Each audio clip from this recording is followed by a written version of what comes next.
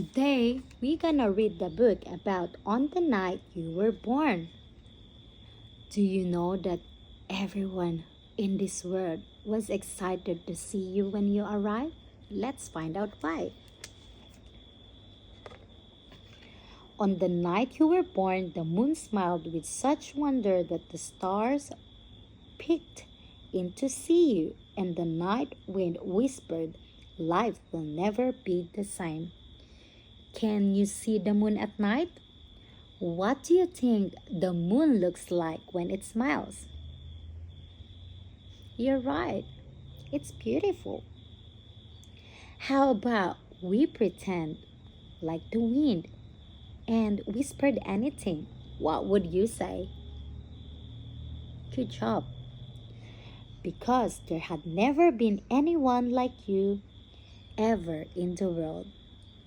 What do you think makes you special? Can you tell me one thing that makes you feel unique? So enchanted with you were the wind and the rain that they whispered the sound of your wonderful name. The sound of your name is a magical one. Let's say it out loud before we go on.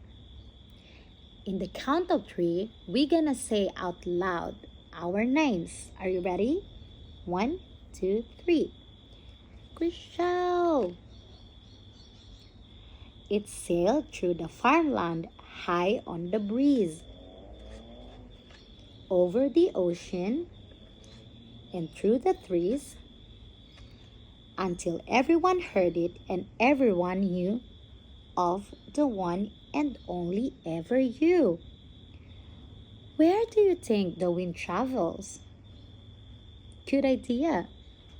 Can we pretend again like a wind and blow like this?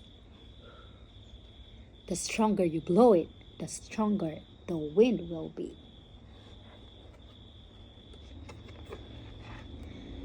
Not one had there been such eyes, such a nose, such silly, wiggly, and wonderful toes. Can you wiggle your toes in the count of three? I think I'll count to three so you can wiggle your toes for me. 1, 2, 3, and while wiggling your toes, could you please help me to count all the toes together? All together. You have to count it all together. When the polar bears heard, they danced until dawn. From faraway places, the geese flew home.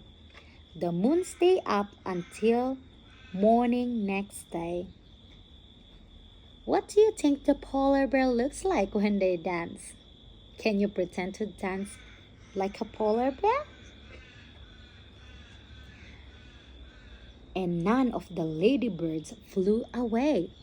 Have you seen a ladybirds before? What colors are they?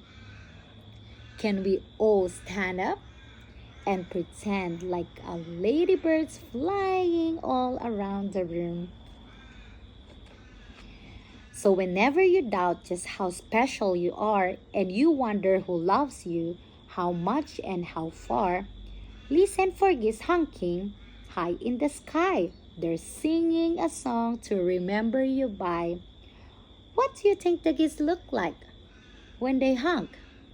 Can you make a honking sounds?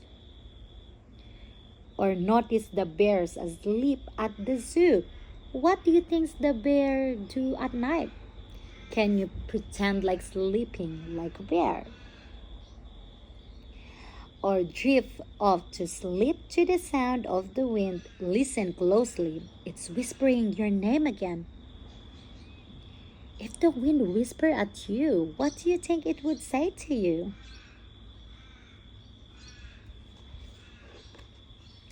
If the moon stay up until morning one day, or a ladybird lands and decide to stay, or a little bird sits at your window a while, it's because they're all hoping to see you smile.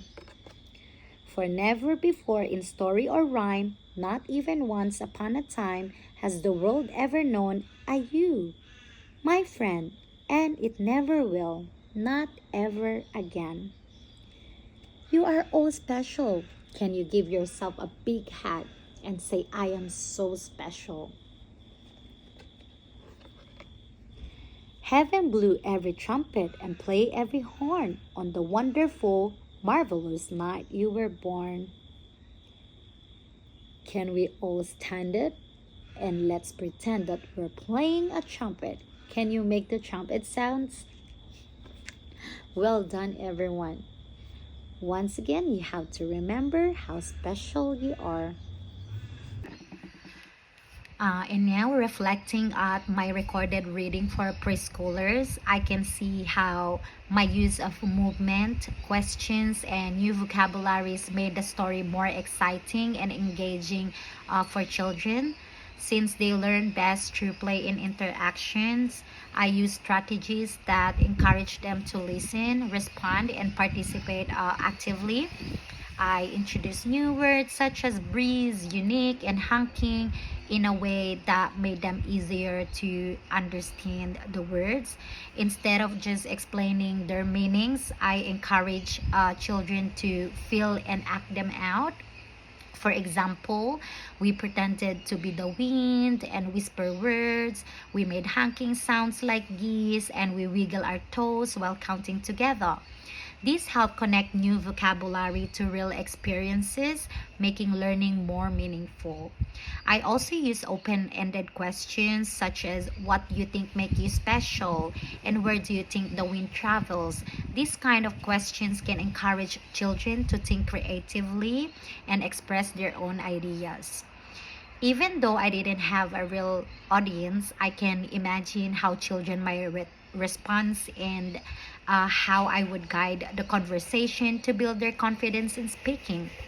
Movement was another important part of my reading. We danced like polar bears, flew like ladybirds, and played pretend trumpets at the end of the story. These physical activities will help children to stay engaged and use their imagination and develop listening and coordination skills. Finally, I made sure to use a warm and encouraging tone throughout my reading by pausing to let children think, praising the responses, and reinforcing positive messages about how special they are. I help create a supportive learning experience. And of course, if I were reading this book to a real group of preschoolers, I believe that these strategies would help children build their language skills, boost their confidence, and make them excited about the books and storytelling.